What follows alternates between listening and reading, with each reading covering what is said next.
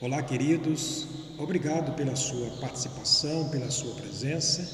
É gratificante saber que do outro lado dessa transmissão há pessoas que nos acompanham, pessoas que estão participando de algumas maneiras, enviando a mensagem aos seus grupos, aos seus amigos, parentes. Isso é muito gratificante. Obrigado pelo trabalho que você tem feito nessa questão de estar nos ajudando a espalharmos a mensagem da palavra de Deus. Muitíssimo obrigado. Gostaríamos nesta manhã mais uma vez trazer uma palavra que possa estar alegrando o seu coração, alegrando a sua vida e te ajudando a viver um dia com mais entusiasmo, com mais coragem e olhando para Jesus, o autor e consumador da nossa fé. Sabe, amados, o salmista Davi, o rei Davi, ele é autor de vários salmos na Bíblia, vários louvores da Bíblia. E entre todos os salmos que ele escreveu, um deles me chama muita atenção. Eu creio que de todos nós, porque é um salmo muito conhecido, muito lido, muito até declamado por muita gente. É o salmo de número 23. Ele, nesse salmo, ele revela a alegria e o prazer de ter Deus, o Senhor dos Exércitos, como o seu pastor. E ele escreve: o Senhor é o meu pastor, nada me faltará. Deitar-me faz em verdes pastos, guia-me mansamente às águas tranquilas. Refrigera minha alma, guia-me pela vereda da justiça, por amor do seu nome. Ainda que eu andasse pelo vale da sombra da morte, não temeria mal algum, porque tu estás comigo, a tua vara e o teu cajado me consolam. Preparas uma mesa perante mim na presença dos meus inimigos. Unges a minha cabeça com óleo, o meu cálice transborda. Certamente que a bondade e a misericórdia me seguirão todos os dias da minha vida. E, por fim, habitarei na casa do Senhor por longos dias. O salmista, ao escrever esse salmo, ele também transfere para nós e revela para nós os sinais de uma consciência tranquila, sossegada, diante de Deus e diante dos homens. É deste assunto que eu gostaria de falar nesta mensagem. A dor da consciência. Mas para entendermos esse assunto, precisamos saber o que é consciência. O que realmente é consciência? A consciência é algo que está ligado a todo ser humano. E nós poderíamos aqui definir a consciência em 3 palavras: sentimento, voz e juiz. Como sentimento, é aquela percepção que nós temos diante dos fatos, diante dos acontecimentos.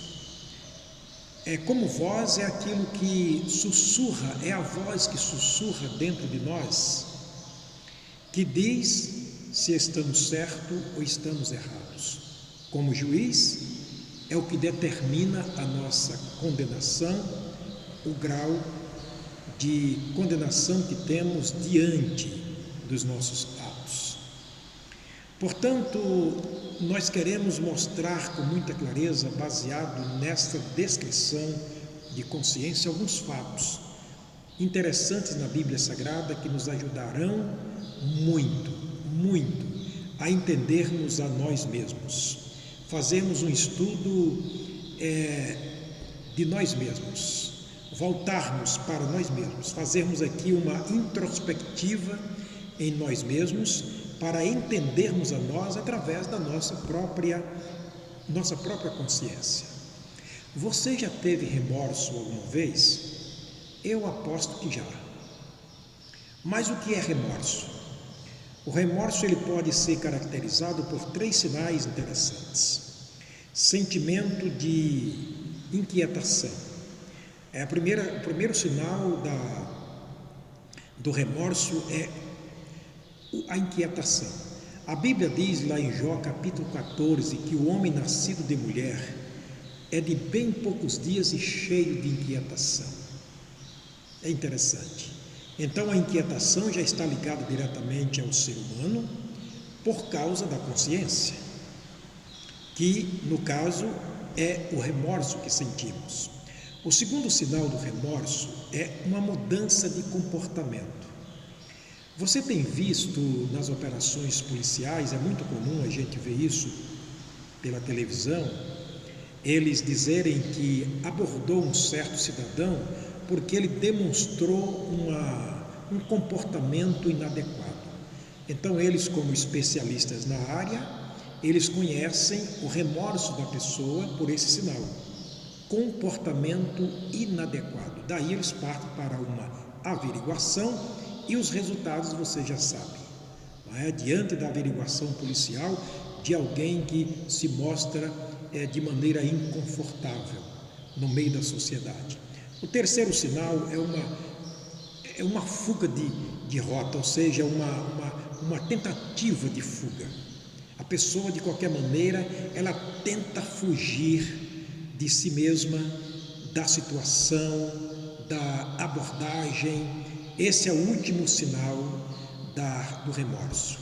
Você já viu alguém que matou alguém?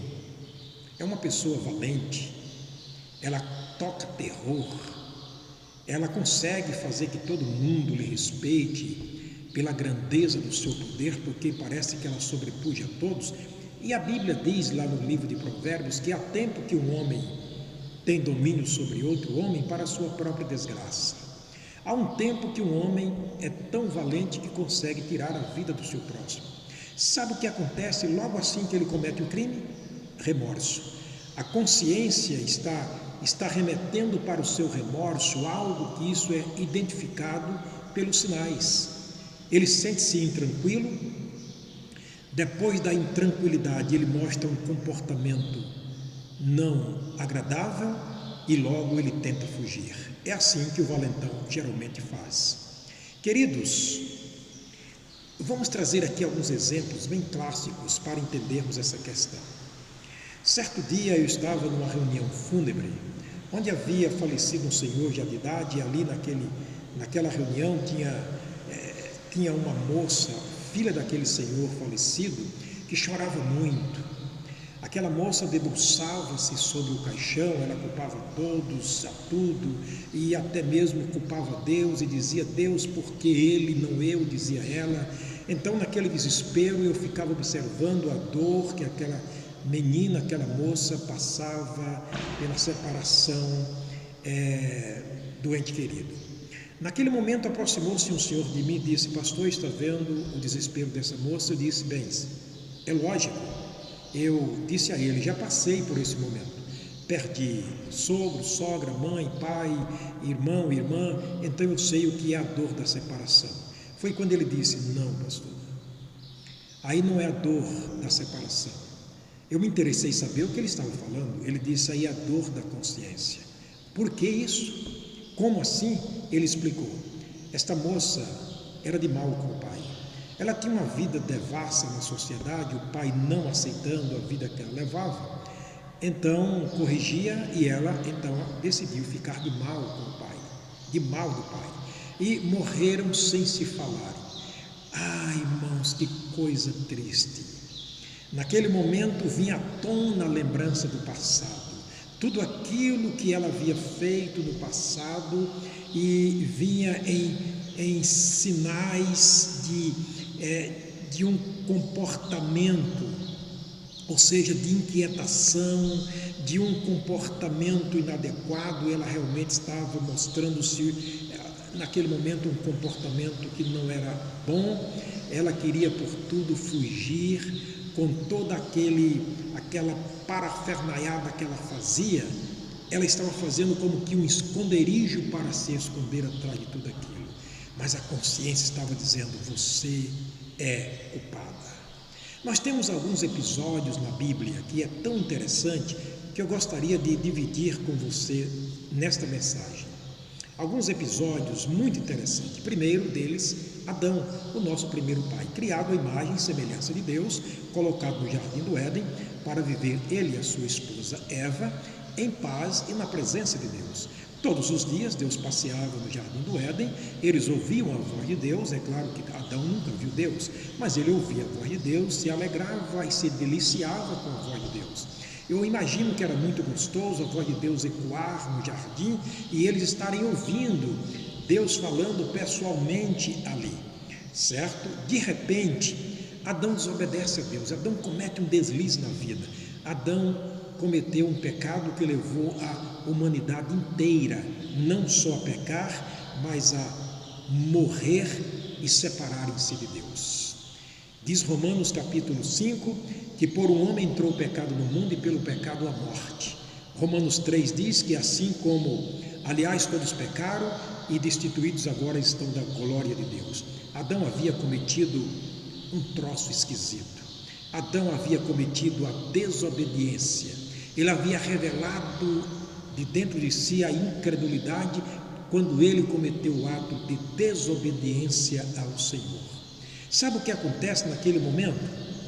Primeiro sinal que acontece, remorso na vida de Adão. E o remorso se caracterizou por 3 sinais. Ele mostrou-se inquieto. Você vê Adão procurando folhas de árvores para fazer roupas para ele e para sua esposa, um comportamento que ele não tinha antes.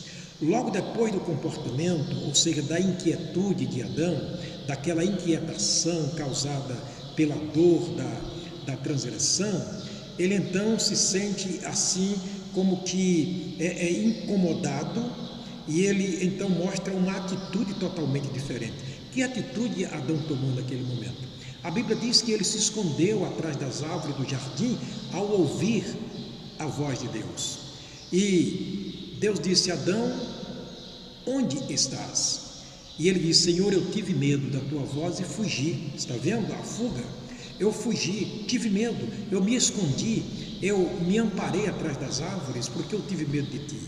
Mas Adão, quem te fez saber que estava nu? Ele poderia ter respondido: a minha consciência me diz que eu agora sou um pecador. Além de pecador, um pecador perdido, que eu preciso urgentemente da tua graça. O segundo episódio na Bíblia Sagrada, queridos, é Caim. Caim matou seu irmão Abel, uma história muito conhecida, você conhece, todos conhecem na Bíblia Sagrada, ali nos primeiros capítulos de Gênesis, está a história de Caim, matou seu irmão. Num dado momento, assim que ele mata seu irmão, Deus aparece e faz-lhe uma pergunta a ele: Caim, onde está o teu irmão Abel? A resposta de Caim foi: eu não sei. Você e eu, conscientemente, nos daríamos por satisfeitos e convencidos de que Caim tinha razão, estava certo em dizer eu não sei? Ele realmente não sabia? Não. Ele estava, na verdade, agora tomado por uma inquietude. Ele estava agora tomando uma atitude contrária àquela de antes. E agora, neste momento, querido, Caim agora tenta fugir e esconder-se de Deus atrás de uma desculpa, dizendo eu não sei, eu não sei. Nesse caso, é muito interessante que entendamos que naquele momento a consciência de Caim vinha realmente à flor da pele. Um outro grande exemplo é Dario, o rei de Babilônia. Segundo a Bíblia Sagrada, através de um edito, ele coloca Daniel na cova dos leões. Por quê? Daniel era um profeta. Daniel, naquele momento, ele estava orando ao Senhor, e o edito dizia que por espaço de alguns dias, se alguém orasse a outra divindade a não ser o próprio rei, seria jogado na cova dos leões. E Daniel, quando soube que o edito estava assinado, a Bíblia diz, em Daniel capítulo 6, está lá a história, ele vai para a sua casa, entra no seu quarto, abre as janelas que dá para Jerusalém, e ali então ele está agora orando diante do Senhor. Em primeira instância, Daniel era o tipo de homem que sabia tomar atitude certa diante das adversidades da vida. Em segundo lugar, era um homem de oração, era um homem de temor, era um homem que sabia o que era temor ao Senhor, respeito ao Senhor. O que aconteceu? Ele abriu as janelas, orava como antes costumava fazer. Ele tinha o hábito de orar 3 vezes ao dia. Ele continuou fazendo suas orações. Por causa disto, ele então é considerado como infrator diante da determinação judicial que lhe era dado, que não podia entrar na casa de Deus, não podia orar, não podia clamar a Deus. Naquele momento, Daniel é convocado pelo rei a ser jogado na cova dos leões. Agora, Daniel, jogado na cova dos leões, estava ali. Dario estava em sua casa, no seu palácio, no ar-condicionado, tranquilo. Não. A Bíblia diz que durante a noite ele não comeu, ele não bebeu, a sua consciência corroeu a sua vida durante a noite. E a Bíblia Sagrada diz então que durante a noite, ele estando ali atribulado, angustiado, ele levanta de manhã cedo e corre para a cova dos leões e diz: Daniel, dá-se ao caso que o Deus a quem tu tenha servido tenha podido te livrar da cova dos leões? Ali estava Daniel com a consciência tranquila e disse: ó rei, vive o Senhor, glorificado seja o Senhor, que me livrou da boca dos leões, eles não me fizeram dano. Um outro exemplo interessante que nós temos na Bíblia, no capítulo 37 de Gênesis, é a história de José e dos seus irmãos. A Bíblia Sagrada diz que José, o filho de Jacó, foi vendido pelos seus irmãos. Lá no campo onde eles estavam cuidando das ovelhas do seu pai, os amigos conhecem a história, uma história muito conhecida. Eles, com inveja de José, porque era um sonhador, era aquele que profetizava que um dia seria maior do que os irmãos, maior que o pai, e que todos se prostrariam diante dele. Por isso, então, causou ali uma rixa muito forte entre José e os seus irmãos. E José, como inocente, foi jogado numa cova para morrer lá no deserto. E José clamava, José gritava e pedia por misericórdia. Eles não ouviram. E naquele momento passava-se uma caravana de comerciantes em direção ao Egito, e eles decidiram: é melhor vendê-lo do que deixá-lo morrer na cova. E assim eles fizeram. Tiraram José, venderam, e José foi, por assim dizer, exportado para o Egito. O que acontece é que José, no Egito, ele se torna governador do Egito. E durante aquele tempo houve uma grande fome na terra, 7 anos de grande fome. E o país de Canaã, a terra de Canaã, foi assolada também por aquela fome. E Jacó então pega os seus filhos e manda-o ao Egito comprar alimento, porque era o único lugar, o único país que havia muito alimento para saciar a fome e suprir a necessidade durante 7 anos de grande fome. Lá eles foram, os irmãos de José foram. Sabe que eles encontraram lá no Egito? Lógico, encontraram José como governador do Egito. José os conheceu, mas eles não o conheceram. E naquele momento, José impõe sobre eles um castigo. Se você ler o texto, você vai entender isso aí. José impõe sobre eles um castigo, e naquele momento eles foram angustiados por aquele castigo. E olha as palavras que eles utilizam, que eles usam no capítulo 42, verso 21 de Gênesis. Na verdade somos culpados, vimos a angústia da alma do nosso irmão quando nos rogava, mas nós não ouvimos, e por isso vem sobre nós esta angústia. Por isso nós estamos angustiados. Observe, aproximadamente 20 anos havia se passado, mas a consciência não apaga o passado. A consciência não obscurece o passado, pelo contrário, ela vem à tona em forma de inquietação para nos acusar. Queridos, como está a sua consciência nesse momento? Jesus contou uma história interessante, é um fato verídico em Lucas capítulo 16, e eu gostaria de trazer à tona esta história para que você possa compreender. Ele usa 2 homens como figura de linguagem para que possamos entender a história de uma pessoa salva e uma pessoa perdida. Ele diz: ora, havia 2 homens, um rico e um pobre. Ele queria falar de um salvo e de um perdido, e ambos viveram juntos. A Bíblia diz que o rico todos os dias vivia regalado e esplendidamente. Ao seu portão havia um mendigo que todos os dias vinha à sua mesa e comia as migalhas que caíam da mesa daquele rico, e ninguém lhe dava nada. Mas a Bíblia diz exatamente no capítulo 16, versículo 22, que ambos morreram. O mendigo morreu, o salvo morreu, foi levado pelos anjos para o seio de Abraão. Morreu também o rico e foi sepultado. Logo em seguida, estando no inferno, ergueu os olhos e viu ao longe Abraão e Lázaro no seu seio. E ele agora começa uma conversa com Deus. A primeira conversa que ele começa com Deus é em forma de exclamação, pedindo por misericórdia.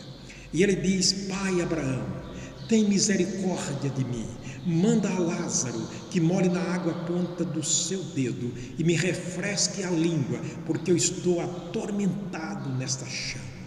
Aquele homem agora experimentava a agonia do inferno. Aquele homem agora estava passando por um tormento, por uma agonia, por um vexame, porque na verdade a consciência agora lhe trouxe à tona todo o seu passado. Vamos conjecturar. Suponhamos que aquele pobre, aquele salvo, todos os dias chegava diante daquele rico, com fome, sentava-se debaixo da sua mesa a catar as migalhas que caíam ali e comia. Mas quem sabe naquele momento ele agradecia a Deus. A Bíblia não fala sobre isso, mas estamos conjecturando. Ele orava a Deus por aquela migalha que estava comendo naquele momento. Quem sabe quantas vezes ele tentou falar com aquele homem rico, mas não pôde. Quem sabe ele disse tantas vezes: olha, estou sofrendo aqui, mas um dia eu vou estar tranquilo, eu vou estar em paz, eu vou estar na presença de Deus. E você, aonde vai estar?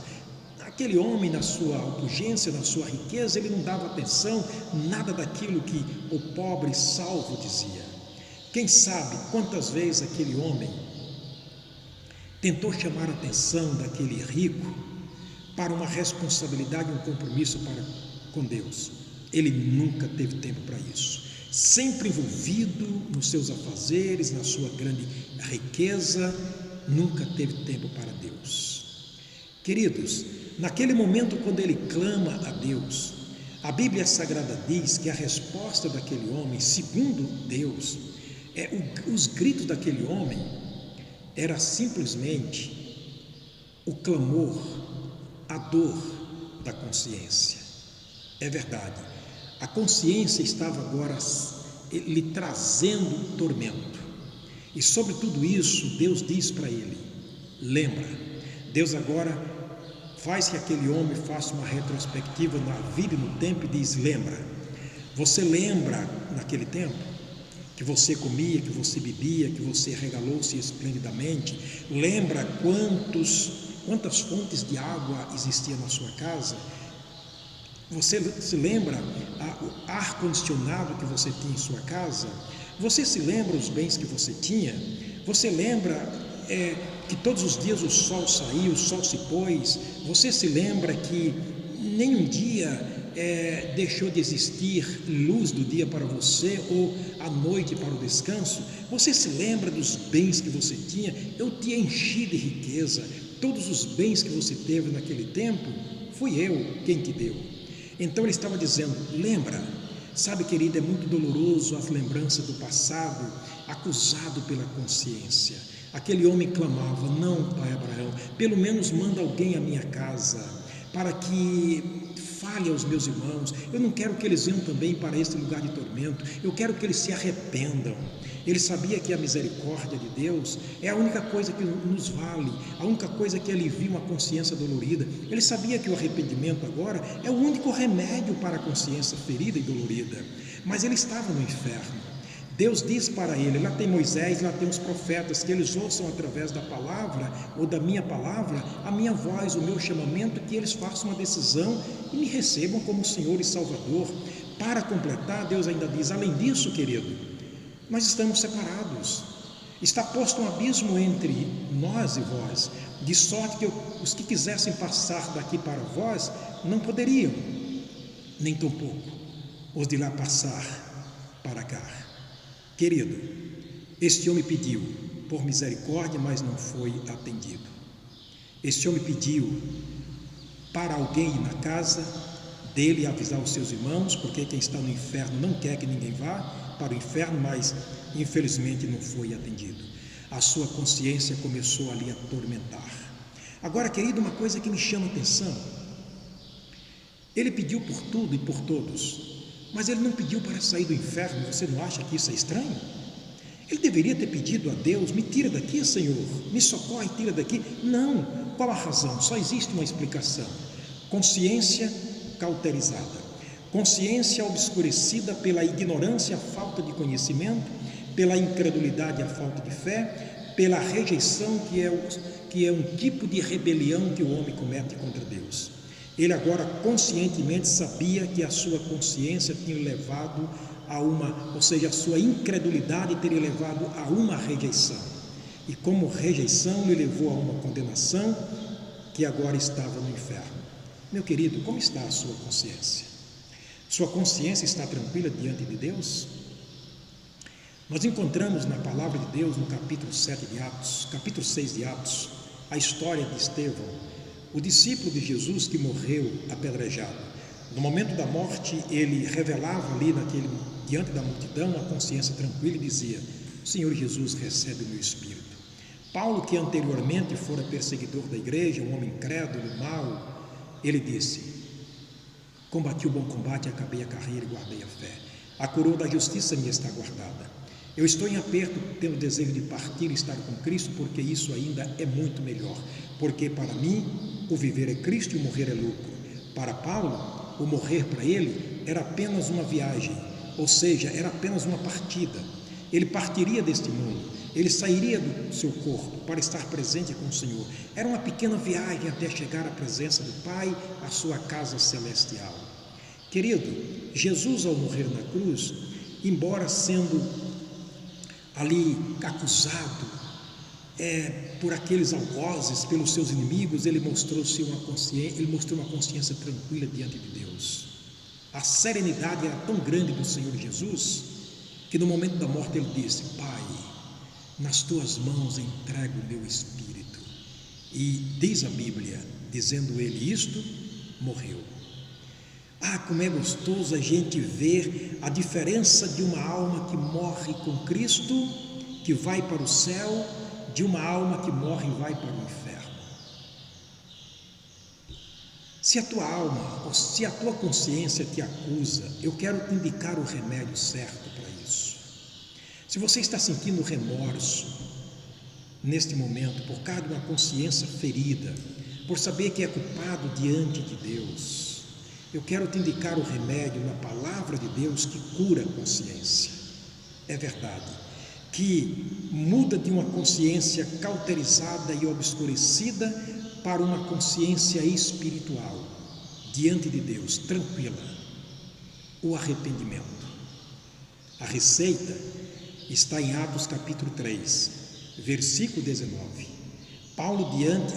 Pedro, diante de uma grande multidão, ele respondia para aquelas 3.000 pessoas que se mostraram inquietas, se mostraram num comportamento estranho, mas também as pessoas que queriam fugir daquela situação de condenação. E dizia Pedro: o que nós faremos? O que faremos então, o que fazermos para escaparmos de tamanha condenação? Pedro então diz o remédio: arrependei-vos, pois, e convertei-vos, para que sejam apagados os vossos pecados e venham assim os tempos do refrigério pela presença do Senhor. Lembra o que o salmista diz? Refrigera a minha alma. Pedro disse: o refrigério da alma, da consciência, o que faz a consciência se tranquilizar é a presença do Senhor. Quando recebemos Jesus como Senhor e Salvador, a Bíblia diz que nós estamos em Cristo. Paulo, escrevendo aos Efésios, diz que se estamos em Cristo, nós fomos recebidos por Ele, nós somos selados com o Espírito Santo da promessa. Escrevendo aos Coríntios, Paulo diz que o Espírito Santo passa a habitar em nós. Nós passamos a ter a mente do Senhor, passamos a compreender o plano de Deus, passamos a compreender a vontade de Deus, e isso tranquiliza a nossa consciência diante de Deus. Entendemos que Deus, sobretudo, já pagou o preço do nosso pecado, já pagou o preço da nossa transgressão. A Bíblia diz que em João 3,16 que Deus amou o mundo de tal maneira que deu o seu Filho unigênito, para que todo aquele que nele crê não pereça, mas tenha a vida eterna. João capítulo 10, ele diz: e eu dou-lhes a vida eterna, e nunca hão de perecer, e ninguém os arrebatará da minha mão. Meu Pai que mas deu é maior do que todos, e ninguém pode arrebatá-lo das mãos de meu Pai. Querido, arrependa agora. Arrepender quer dizer conscientizar-se da sua culpa de pecado. É o que aconteceu com Adão, é o que aconteceu com Caim, é o que aconteceu com os irmãos de José, o que aconteceu com o rei Dario. Que aconteça em ti agora, que essa frustração em si mesmo possa te levar a um profundo arrependimento, clamar a Deus e receber de Deus o perdão, lembrando que para o arrependimento não há substituição. Jesus disse em Lucas 13, verso 3: se não vos arrependerdes, todos de igual modo perecerão, mas aqueles que se arrependerem e virem a Jesus, ele disse: de maneira nenhuma o lançarei fora. Que Deus te abençoe, a você e a sua família. Deus continue te abençoando, que esse dia para você seja o grande dia da salvação, o grande dia da libertação espiritual, o dia do maior de todos os milagres, a salvação de uma alma. Jesus disse: eu vim buscar e salvar o que se havia perdido. Ele quer te encontrar, Ele quer te receber, Ele quer te aceitar, Ele quer te salvar. O Senhor te abençoe. Até a próxima mensagem, se assim Deus nos permitir.